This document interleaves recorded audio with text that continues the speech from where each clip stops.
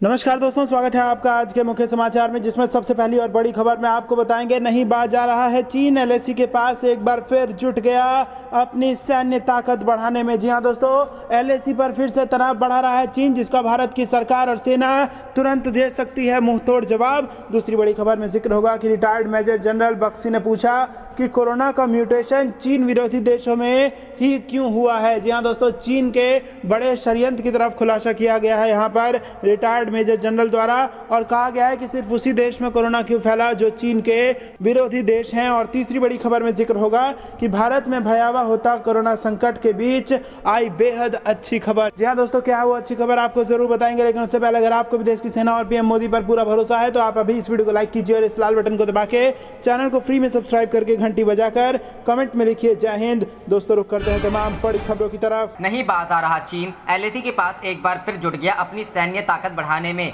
जी हां दोस्तों, पूर्वी लद्दाख में पेंगोंग झील के पास एक बार फिर चीन अपनी सैन्य ताकत बढ़ाने में जुट गया है। एक साल पहले जहां चीनी और भारतीय सैनिकों के बीच झड़प हुई थी, वहां चीन दोबारा से सैन्य शक्ति बढ़ाने में जुट गया है। चीनी सैनिकों की एलएसी के इलाकों में गश्त बढ़ गई है। सर्दी का मौसम बीत जाने के बाद पीपुल्स लिबरेशन आर्मी पीएलए पिछले साल अस्थायी हेलीपैड, मिसाइल पोजीशन और दूसरी चीजें जो निचले इलाकों में थी और बढ़ती दिख रही है। पूर्वी लद्दाख में चीनी सेना ने एक बार फिर अपनी स्थिति मजबूत कर ली है। चीन की ओर से टकराव वाले इलाके के आसपास सैनिकों की संख्या बढ़ी है। पिछले साल 5-6 मई के दिन पेंगोंग के उत्तरी इलाके में झड़प हुई, जिसमें दोनों ओर से दर्जनों सैनिक घायल हुए। 9 मई को फिर एक बार झड़प हुई। जून के महीने में पेंगोंग झील वाले इलाके में हिंसक झड़प हुई। 15 जून को 45 साल में पहली बार गलवान घाटी में झड़प में भारत के 20 सैन्यकर्मी शहीद हो गए। वहीं चीन के भी कई सैनिक मारे गए। रुख करते हैं अगली खबर की तरफ। रिटायर्ड मेजर जनरल बख्शी ने पूछा, कोरोना का म्यूटेशन चीन विरोधी देशों में ही क्यों हुआ। जी हाँ दोस्तों, देश में कोरोना की दूसरी लहर व वायरस के बार बार रूप बदलने यानी म्यूटेंट होने के बीच retired major general GD Bakshi ने कुछ तार्किक सवाल किए हैं। उन्होंने मंगलवार को ट्वीट कर पूछा कि कोरोना वायरस चीन के वुहान से निकला, वहां इसका कोई म्यूटेशन क्यों नहीं हुआ। इसका म्यूटेशन भारत में ही क्यों हुआ, पड़ोसी देशों में क्यों नहीं। रक्षा विशेषज्ञ बख्शी ने यह भी सवाल किया कि कोरोना ने पाकिस्तान या बांग्लादेश में रूप क्यों नहीं बदला। ब्रिटेन व यूरोप में इसका म्यूटेशन हुआ, जो कि चीन विरोधी देश है। बता दें, कोरोना वायरस की उत्पत्ति से लेकर उससे जुड़े तमाम मसलों में चीन घेरे में है। हालांकि विश्व स्वास्थ्य संगठन यानी WHO समेत किसी संस्था ने उसे सीधे तौर पर जिम्मेदार नहीं ठहराया है। रुख करते हैं अगली खबर की तरफ। कोरोना भारत में भयावह होते कोरोना संकट के बीच आई अच्छी खबर। जी हां दोस्तों, भारत में कोरोना वायरस की तबाही के बीच कोवैक्सीन के शानदार आंकड़े किसी राहत से कम नहीं हैं। एक नई स्टडी के मुताबिक भारत बायोटेक द्वारा डेवलप कोवैक्सीन का SARS-CoV-2 के ब्राजीलियन वेरिएंट B.1.128.2 पर अच्छा रिजल्ट देखने को मिला है। ये study Indian council of medical research ने नेशनल इंस्टीट्यूट ऑफ वायरोलॉजी के साथ मिलकर की है। इसकी जानकारी बायोफार्मा कंपनी ऑक्यूजेन ने अपने ट्विटर हैंडल पर दी है। बता दें कि ब्राजीलियन वेरिएंट में E484K म्यूटेशन शामिल होता है, जो अमेरिका के न्यूयॉर्क शहर में पाया गया था। भारत में कोरोना की दूसरी खतरनाक लहर के लिए इस वेरिएंट को भी जिम्मेदार माना जा रहा है। अपनी पिछली स्टडी में ICMR ने दावा किया था कि कोवैक्सीन कोरोना के UK वेरिएंट B.1.1.7 और भारत में पाए गए डबल म्यूटेंट वेरिएंट B.1.617 को बेअसर करने में भी कारगर है। इन दोनों स्टडीज के आधार पर ऐसा कहा जा रहा है कि कोवैक्सीन कोरोना वायरस के अलग अलग तरह के वेरिएंट का मजबूती के साथ मुकाबला कर सकती है। Vaccine scientific advisory board of Ocugen के चेयरपर्सन डॉक्टर सतीश चंद्रन ने सोमवार को कहा, हम इस स्टडीज के रिजल्ट देखकर काफी खुश हैं। कोवैक्सीन वायरस के अलग अलग वेरिएंट्स को बेअसर करने में कारगर हो सकती है। हमें विश्वास है कि ये वैक्सीन म्यूटेंट वायरस के बच निकलने की संभावना को खत्म कर सकती है। ऑक्यूजेन अमेरिका की एक बायोफार्मास्यूटिकल कंपनी है जो US मार्केट के लिए कोवैक्सीन डेवलप कर रही है। कंपनी के को-फाउंडर डॉक्टर शंकर मुसुनुरी ने बताया कि कोवैक्सीन ने आज तक हुई सभी स्टडीज में मजबूत परिणाम दिए हैं। हमें विश्वास है कि ये वैक्सीन महामारी से जंग में एक बेहतर हथियार साबित होगी। उन्होंने बताया कि ऑक्यूजेन की टीम ने इसकी एक drug master file food and drug administration USA को सौंपी है। फिलहाल इसके इमरजेंसी यूज के आवेदन पर काम किया जा रहा है। हाल ही में वैक्सीन के तीसरे चरण के ट्रायल का दूसरे अंतिम परिणाम साझा किया गया था। इसमें वैक्सीन का ओवरऑल एफिकेसी रेट 78% बताया गया था, जबकि गंभीर मामलों में एफिकेसी रेट 100% था। बता दें कि व्हाइट हाउस के मेडिकल एडवाइजर एंथोनी फाउची ने भी पिछले सप्ताह ही अपने एक प्रेस कॉन्फ्रेंस में कहा था कि कोवैक्सीन B.1.617 वेरिएंट यानी भारत के डबल म्यूटेंट वेरिएंट को बेअसर करने में कारगर है। बता दें कि कोवैक्सीन पर शुरुआत में काफी उंगलियां उठाई गई थी। प्रतिद्वंदी इस वैक्सीन के शॉट को पानी बता रहे थे। कैसे बनी है कोवैक्सीन? कोवैक्सीन को भारत बायोटेक ने Indian council of medical research और पुणे स्थित नेशनल इंस्टीट्यूट ऑफ वायरोलॉजी के साथ मिलकर डेवलप किया है। कोवैक्सीन एक इनएक्टिवेटेड वैक्सीन है जो बीमारी पैदा करने वाले वायरस को निष्क्रिय करके बनाई गई है। कोवैक्सीन रिएक्टोजेनिक साइड इफेक्ट के साथ आती है। इसमें इंजेक्शन साइट पर दर्द, बुखार, ठंड लगना, कंपकपी, चक्कर आना, मतली, सिर दर्द या पेट दर्द जैसे साधारण देखने को मिल सकते हैं, लेकिन अभी तक कोवैक्सीन का कोई गंभीर साइड इफेक्ट देखने को नहीं मिला है। कितने डोज लेने की जरूरत? कोरोना से बचाव के लिए कोवैक्सीन के कुछ सप्ताह के अंतराल में 2 डोज दिए जाते हैं। ये वैक्सीन हाथ की मांसपेशियों में इंजेक्ट की जाती है। एक्सपर्ट के मुताबिक कोवैक्सीन की दूसरी डोज की जरूरत 4 से 6 सप्ताह के बाद होती। रुक करते हैं अगली खबर की तरफ। पहले चीन को मुंहतोड़ जवाब देने में की मदद, अब सांसों के लिए संघर्ष करते भारत के लिए लाइफलाइन बने हैं C-17 विमान। जी हाँ दोस्तों, कोरोना संकट के बीच जब भारत सांसों के लिए संघर्ष कर रहा है, ऐसे में एक बार फिर से वही मालवाहक विमान लाइफलाइन बने हुए हैं जो चीन से टकरार के वक्त लद्दाख में भारतीय सेना के अहम हथियार बने थे। लद्दाख में चीन टकराव के वक्त सुर्खियां बटोरने वाले भारतीय वायुसेना के मालवाहक विमान C-17 ग्लोबमास्टर एक बार फिर से अपने प्रयासों के चलते चर्चा के केंद्र में हैं। विदेशों से ऑक्सीजन, दवाएं और कोरोना राहत सामग्रियों को लाने के लिए भारतीय वायुसेना के C-17 ग्लोबमास्टर थर्ड बेड़े ताबड़तोड़ मेहनत कर रहे हैं। फिलहाल C-17 के 8 भारी भरकम विमान नियमित रूप से अंतर्राष्ट्रीय और घरेलू स्थानों पर उड़ान भर रहे हैं, जिससे ऑक्सीजन की भयावह कमी को दूर करने में मदद मिल रही है। दरअसल भारतीय वायुसेना के परिवहन विमान C-17 ग्लोबमास्टर्स इन दिनों दुनिया भर से ऑक्सीजन टैंकरों को लाने और भारत के प्लांट्स में पहुंचाने में जुटे हैं। C-17 एकमात्र विमान है जिसका उपयोग वर्तमान में विदेशों से कंटेनरों को लाने और ले जाने के लिए किया जा रहा है। बता दें कि लद्दाख में जब चीन के साथ सीमा विवाद अपने चरम पर था, तब भी मालवाहक विमान C-17 ग्लोबमास्टर के जरिए सेना के लिए राशन और जरूरी सामान पहुंचाया गया था। इतना ही नहीं, सैन्य उपकरणों से लेकर सेना के जवानों को ट्रांसपोर्ट करने में भी इस विमान ने बड़ी भूमिका निभाई थी। एक अधिकारी की माने तो अब तक कोरोना से संबंधित कामों के लिए ही भारतीय वायुसेना द्वारा अमेरिका में बने C-17 विमान का इस्तेमाल किया जा रहा है। C-17 लगभग 77 टन का पेलोड ले जा सकता है। पिछले साल लद्दाख में संवेदनशील क्षेत्र में चीन के सैन्य निर्माण का मुकाबला करने के लिए सैनिकों, टैंकों और पैदल सेना के लड़ाकू वाहनों को स्थानांतरित करने के लिए इस बेड़े का बड़े पैमाने पर उपयोग किया गया था। एक अधिकारी ने कहा कि C-17 ने हमें चीनी एक्शन का मुंहतोड़ जवाब देने में मदद की थी और अब ये विमान कोरोना के खिलाफ भारत की लड़ाई में भारतीय वायुसेना के योगदान का प्रमुख चेहरा बन गए हैं। भारतीय वायुसेना के प्रवक्ता कमांडर आशीष मोगे ने कहा कि अब तक भारतीय वायुसेना ने सिंगापुर, दुबई, बैंकॉक, फ्रैंकफर्ट और यूनाइटेड किंगडम के 54 क्रायोजेनिक ऑक्सीजन कंटेनरों और 900 ऑक्सीजन सिलेंडरों को लाया है।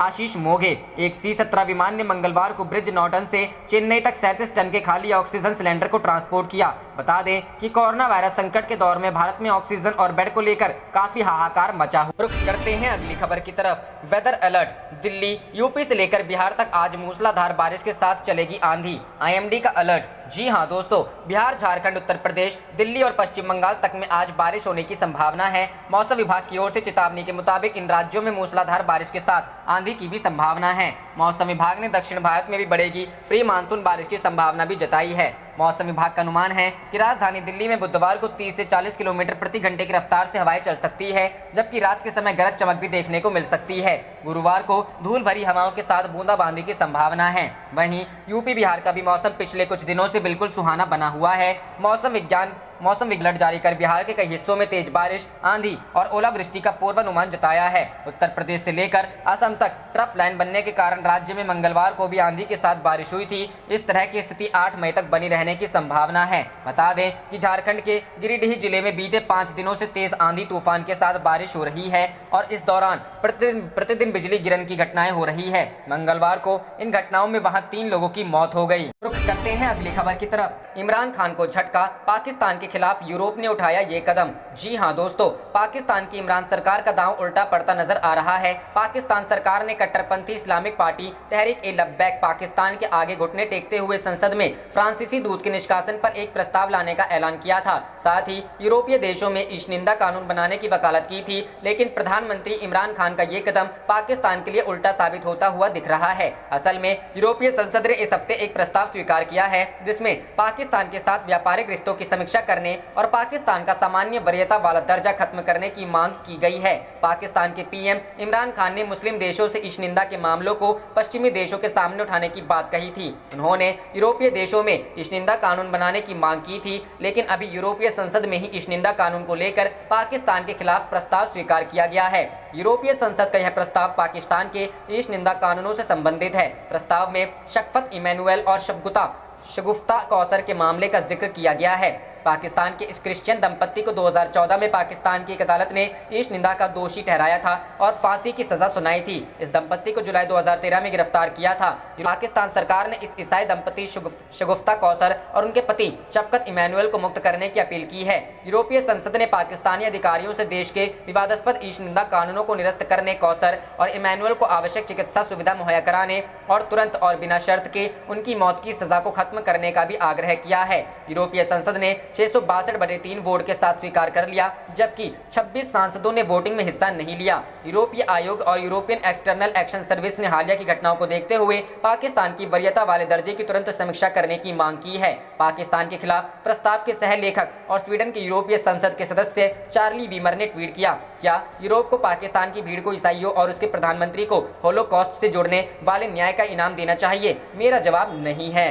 रुख करते हैं अगली खबर की तरफ। West Bengal news. पश्चिम बंगाल में हिंसा के बीच राष्ट्रपति शासन लगाने के लिए सुप्रीम कोर्ट से गुहार। जी हां दोस्तों, सुप्रीम कोर्ट में अर्जी दाखिल कर गुहार लगाई गई है कि वेस्ट बंगाल में कानून व्यवस्था ध्वस्त हो गई है, ऐसे में वहां पर राष्ट्रपति शासन लगाया जाए। दरअसल एक एनजीओ की ओर से गुहार लगाई गई है कि केंद्र को कहा जाए कि वो अनुच्छेद 356 का इस्तेमाल करे और प्रदेश में राष्ट्रपति शासन लगाया जाए। सुप्रीम कोर्ट में एनजीओ इंडिक कलेक्टिव ट्रस्ट की ओर से दाखिल अर्जी में कहा गया है कि चुनाव के बाद हुई काउंटिंग के बाद टीएमसी वर्करों ने बीजेपी मेंबरों के साथ बड़े पैमाने पर हिंसा की है। राज्य में संवैधानिक तंत्र खत्म हो चुका है। अर्जी में कहा गया है कि सुप्रीम कोर्ट के रिटायर्ड जस्टिस की अगुवाई में एसआईटी का गठन किया जाए जो इस बात की छानबीन करे कि इन हिंसा के पीछे पॉलिटिकल लोगों का हाथ है या नहीं। याचिका में राज्य में सीआरपीएफ तैनात करने की भी गुहार लगाई गई है। इससे पहले दिन में वरिष्ठ अधिवक्ता और बीजेपी के राष्ट्रीय प्रवक्ता गौरव भाटिया ने भी सुप्रीम कोर्ट में एक अर्जी दायर की थी। इस चुनाव प्रक्रिया के दौरान और उसके बाद राज्य में हिंसक घटनाओं की सीबीआई जांच का अनुरोध किया गया है। ममता बनर्जी के नेतृत्व वाली तृणमूल कांग्रेस पार्टी इसने पश्चिम बंगाल की सत्ता में वापसी की है। यह नई याचिका पश्चिम बंगाल में विधानसभा चुनाव के बाद राज्य में व्यापक हिंसा और कानून व्यवस्था को बाधित करने के मद्देनजर तमिलनाडु के इंडिक कलेक्टिव ट्रस्ट ने वकील सुविदत्त एमएस के माध्यम से दायर की है। बंगाल में हिंसा के बीच कोलकाता पहुंचे जेपी नड्डा बोले, हम हर बीजेपी वर्कर के साथ। इस बीच पुलिस ने कहा कि चुनाव बाद राज्य के अलग अलग हिस्सों में हुई हिंसा में कम से कम 6 लोग मारे गए। पुलिस के अनुसार इनमें से एक व्यक्ति कोलकाता में मारा गया। बीजेपी ने आरोप लगाया कि टीएमसी समर्थित गुंडों ने उसके कई कार्यकर्ताओं की हत्या कर दी है, उसकी महिला सदस्यों पर हमला किया है, घरों में तोड़फोड़ की है, पार्टी सदस्यों की दुकानें लूटी है और पार्टी कार्यालयों में तोड़फोड़ की है। टीएमसी ने इन आरोपों से इनकार किया है। रुख करते हैं अगली खबर की तरफ। चमोली में फिर आई प्राकृतिक आपदा। बादल फटने के बाद लोगों के घरों में भरा मलबा। बचाव कार्य में जुटी एसडीआरएफ। जी हां दोस्तों, चमोली एक बार फिर प्राकृतिक आपदा के चलते सुर्खियों में है। चमोली विकासनगर घाट के मुख्य बाजार के ऊपर बादल फट गया, जिसके बाद भारी मात्रा में मलबा सड़कों पर बहने लगा। इस दौरान काफी सारा मलबा लोगों के घरों में आ गया, जिससे पूरे घाट बैंड में अफरा तफरी मच गई। लोगों ने किसी तरह अपनी जान बचाई, लेकिन बादल फटने की वजह से काफी मलबा लोगों के घरों में आ गया और जिससे काफी नुकसान लोगों को पहुंचा है। हालांकि किसी के हताहत होने की अभी तक कोई जानकारी नहीं है। वहीं जनपद में लगातार मूसलाधार बारिश जारी है। न्यूज एजेंसी से मिली जानकारी के मुताबिक मलबे में कई दुकानें और घर दब गए, लेकिन कोई हताहत नहीं हुआ। जानकारी के मुताबिक स्थानीय अधिकारी और एसडीआरएफ मौके पर मौजूद है और बचाव कार्य में जुटे हुए हैं। शुरुआती जानकारी में 2 बच्चों समेत 3 लोगों को बचाया गया है। इस भीषण आपदा के बाद राज्य के मुख्यमंत्री तीरथ सिंह रावत ने जिलाधिकारी से पूरी जानकारी ली। मुख्यमंत्री ने जिलाधिकारियों को तुरंत राहत पहुंचाने के निर्देश दिए हैं। उन्होंने खुद ट्वीट कर बताया, चमोली जिले के घाट में अतिवृष्टि से हुए नुकसान की जानकारी मिलने पर जिलाधिकारी चमोली को फोन कर प्रभावितों तक तुरंत राहत पहुंचाने के निर्देश दिए। एक और ट्वीट में प्रभावितों को सहायता राशि उपलब्ध कराने की बात करते हुए कहा, राज्य सरकार द्वारा घायलों के समुचित उपचार और बेघर लोगों के भोजन और रहने की संपूर्ण व्यवस्था सुनिश्चित की जाएगी और लोगों को हुए नुकसान का आकलन कर प्रभावितों को जल्द से जल्द सहायता राशि उपलब्ध करवाई जाएगी। रुख करते हैं अगली खबर की तरफ। 5G trials. भारत में 5G की टेस्टिंग से चीन की कंपनियां बाहर। 13 आवेदन को मिली मंजूरी। जी हां दोस्तों, भारत सरकार ने देश में 5G तकनीक के ट्रायल के लिए 13 कंपनियों को मंजूरी दी है। इसमें चीन की कंपनी हुवेई या ZTE की कोई भागीदारी नहीं है। भारत सरकार के एक शीर्ष अधिकारी ने यह जानकारी दी है। केंद्र सरकार के उस अधिकारी ने कहा, BSNL ने 5G की टेस्टिंग के लिए C-DOT से समझौता किया है। भारत में 5G की टेस्टिंग के लिए दिए गए आवेदन में भारतीय एयरटेल, वोडाफोन आइडिया और रिलायंस जियो जैसी कंपनियों ने एरिक्सन और नोकिया जैसे प्लेयर से टाई अप किया है। देश भर में अलग अलग इलाके में 5G का ट्रायल किया जाना है। केंद्र सरकार के अधिकारी ने कहा, टेलीकॉम कंपनियों को जल्द ही 5G के ट्रायल के उद्देश्य से 700 मेगाहर्ट्ज बैंड में एयरवेव्स मिल जाएंगे। इसके लिए कुछ शर्तें भी रखी गई हैं। 5G के ट्रायल के लिए एयरवेव्स उपलब्ध कराने के मामले में ग्रामीण और शहरी दोनों इलाकों में टेस्टिंग किया जाना शामिल है। इसके साथ ही नेटवर्क की सिक्योरिटी पर विशेष ध्यान दिया जाना भी शामिल है। टेलीकॉम कंपनियों को चेतावनी दी गई है कि उन्हें यह एयरवेव्स सिर्फ ट्रायल के लिए दिए गए हैं और इसमें अगर वह कमर्शियल कामकाज शुरू करते हैं तो यह शर्त का उल्लंघन होगा। इसके लिए उन पर गंभीर कार्रवाई की जा सकती है। पिछले साल भारत सरकार के टेलीकॉम विभाग ने टेलीकॉम कंपनियों से प्रायोरिटी वेंडर के रूप में एक सेट फाइल करने के लिए कहा था। यह 5G ट्रायल के लिए मंगाया गया था। जियो ने कोरिया की कंपनी सैमसंग, फिनलैंड की कंपनी नोकिया और स्वीडन की कंपनी एरिक्सन का नाम दिया था। इसके साथ ही जियो ने बताया था कि वह 5G ट्रायल के लिए अपनी तकनीक पर भी काम करना चाहती है। भारती एयरटेल ने नोकिया और वोडाफोन आइडिया ने एरिक्सन को प्रायोरिटी वेंडर के रूप में तय किया था। वोडाफोन आइडिया ने अमेरिका की मेवेनिर के साथ 5G का ट्रायल करने के लिए आवेदन किया था। मेवेनिर ओपन आरएन टेक्नोलॉजी कंपनी है जो देश के कई सर्कल में अपनी तकनीक का उपयोग कर 4G का ट्रायल कर चुकी है। रुख करते हैं अगली खबर की तरफ। बंगाल में चुनाव बाद हो रही हिंसा पर पीएम मोदी ने जताई चिंता, राज्यपाल को किया फोन। जी हां दोस्तों, पश्चिम बंगाल विधानसभा चुनाव में तृणमूल कांग्रेस की प्रचंड जीत के बाद हिंसा की घटनाएं जारी हैं। बीजेपी ने दावा किया है कि टीएमसी कार्यकर्ताओं की हिंसा के कारण उसके 9 कैडर मारे गए हैं। गृह मंत्रालय ने राज्य सरकार से इस मामले में रिपोर्ट मांगी है। आज ही बीजेपी के राष्ट्रीय अध्यक्ष जेपी नड्डा बंगाल आ रहे हैं और पीड़ित कार्यकर्ताओं से मुलाकात करेंगे। इस बीच प्रधानमंत्री नरेंद्र मोदी ने भी बंगाल में चुनाव बाद हो रही हिंसा पर चिंता जाहिर की है। उन्होंने बंगाल के राज्यपाल जगदीप धनखड़ को फोन कर कानून व्यवस्था की जानकारी ली है। पश्चिम बंगाल के राज्यपाल जगदीप धनखड़ ने मंगलवार दोपहर ट्वीट करके इसकी जानकारी दी है। राज्यपाल ने ट्वीट कर कहा, पीएम मोदी ने फोन किया और गंभीर रूप से चिंताजनक कानून और व्यवस्था की स्थिति पर अपनी गंभीर पीड़ा और चिंता व्यक्त की। सीएम ममता बनर्जी से मैं गंभीर चिंताओं को साझा करता हूं। राज्य में हिंसा, बर्बरता, आगजनी, लूट और हत्याएं बेरोक टोक जारी है। इस पर नियंत्रण बहुत ही जरूरी है। राज्यपाल ने मंगलवार को पुलिस महानिदेशक पी नीरज नयन और कोलकाता पुलिस कमिश्नर सोमेन मित्रा से तत्काल रिपोर्ट तलब किया है। मंगलवार को डीजी और सीपी ने राज्यपाल से मुलाकात कर कार्रवाई का आश्वासन दिया था। उसके बावजूद भी हिंसा थमने का नाम नहीं ले रही है। राज्यपाल ने मंगलवार को ट्वीट किया था, रिपोर्टर्स भयावह स्थिति को दर्शाती है। भयभीत लोग खुद को बचाने के लिए भाग रहे हैं। एसओएस में अपील की बाढ़ आ गई है। हरमद हत्या और विनाश का तांडव मचा रहे हैं। संवैधानिक मूल्यों के प्रति इस तरह के संबंध को नहीं माना जा सकता। सीएम ममता बनर्जी व्यवस्था को संभाले। रुख करते हैं अगली खबर की तरफ। वह लंदन में ब्लिंकन के साथ मीडिया के सामने आए और उन्होंने कहा, हमने सबसे पहले कोविड-19 हालात से निपटने में अमेरिका से मिल रहे मजबूत सहयोग पर बात की। हम इसकी बहुत सराहना करते हैं। उन्होंने कहा, हमने वैक्सीनेशन क्षमताओं को विस्तार देने में वैश्विक स्तर पर गठजोड़ के तरीकों पर चर्चा की। ब्लिंकन ने टिप्पणी करते हुए कोविड-19 संकट के दौरान अमेरिका के लिए भारत के सहयोग का जिक्र किया। उन्होंने कहा, हमें अच्छी तरह याद है कि कोविड-19 के शुरुआती दिनों में भारत कितनी मजबूती से हमारी सहायता के लिए आगे आया था। हम इससे मिलकर लड़ रहे हैं और हर संभव मदद करने के लिए तैयार हैं। भारत में कोरोना संकट बढ़ने के बाद अमेरिका लगातार मेडिकल सामानों की सप्लाई कर मदद कर रहा है। अभी तक oxygen cylinder, oxygen concentrator, N95 mask plus oximeter, ventilator, rapid test kit और वैक्सीन उत्पादन में इस्तेमाल होने वाली सामग्री सहित मेडिकल सामानों को 5 खेप के जरिए भारत पहुंचा चुका है। अमेरिका भारत को $10 करोड़ से अधिक मेडिकल सप्लाई करने की उम्मीद कर रहा है। रुख करते हैं अगली खबर की तरफ। अमेरिका में 12 साल से अधिक के बच्चों को कोविड टीका लगाने की तैयारी, अगले हफ्ते मिल सकती है मंजूरी। जी हां दोस्तों, अमेरिका के खाद्य एवं दवा प्रशासन द्वारा 12 साल और उससे अधिक उम्र के बच्चों के लिए फाइजर के कोविड-19 टीके को अगले सप्ताह मंजूरी दिए जाने की संभावना है। एक संघीय अधिकारी और इस प्रक्रिया से अवगत तथा अगले स्कूली वर्ष के शुरू होने से पहले कई खुराकों की व्यवस्था करने वाले व्यक्ति ने इस बारे में बताया। कंपनी का टीका 16 साल या उससे अधिक उम्र के लोगों के लिए पहले ही मंजूर किया जा चुका है। हालांकि कंपनी ने पाया कि उसका टीका छोटे बच्चों पर भी कारगर है, जिसके महज 1 महीने बाद यह घोषणा हुई है।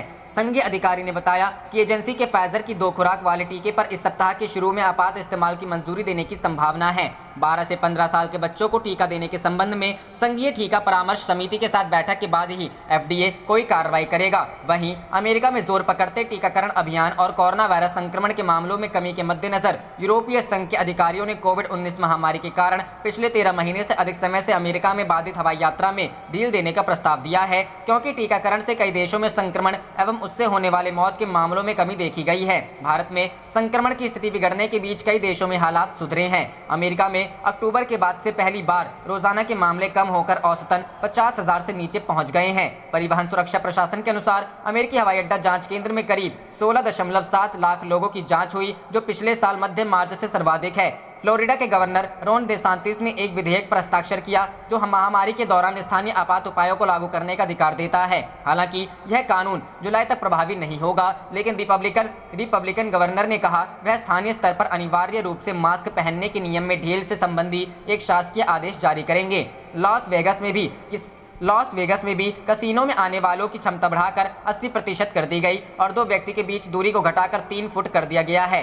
न्यूयॉर्क के गवर्नर एंड्रयू कुओमो ने घोषणा की न्यूयॉर्क सिटी में मेट्रो ट्रेन सेवाएं जल्द पूरी रात के लिए भी बहाल कर दी जाएंगी और मध्य मई में राज्य भर में अधिकतर कारोबारों पर प्रतिबंध घटा दिया जाएगा। लॉस एंजलिस में रविवार को कोरोना वायरस संक्रमण से किसी की मौत नहीं हुई। ईयू के अधिकारियों ने सोमवार को 27 देशों के लिए यात्रा प्रतिबंध में ढील संबंधी प्रस्ताव की भी घोषणा की। इस पर अंतिम फैसला इसके सदस्य देश करेंगे। यूरोपीय कमीशन के अध्यक्ष उर्सुला वॉन देर लियन ने कहा सुरक्षित तरीके से ईयू पर्यटन उद्योग की समीक्षा करने और सीमा पार मित्रता को फिर से शुरू करने। आप देख रहे थे आपका अपना चैनल जय हिंद जय भारत।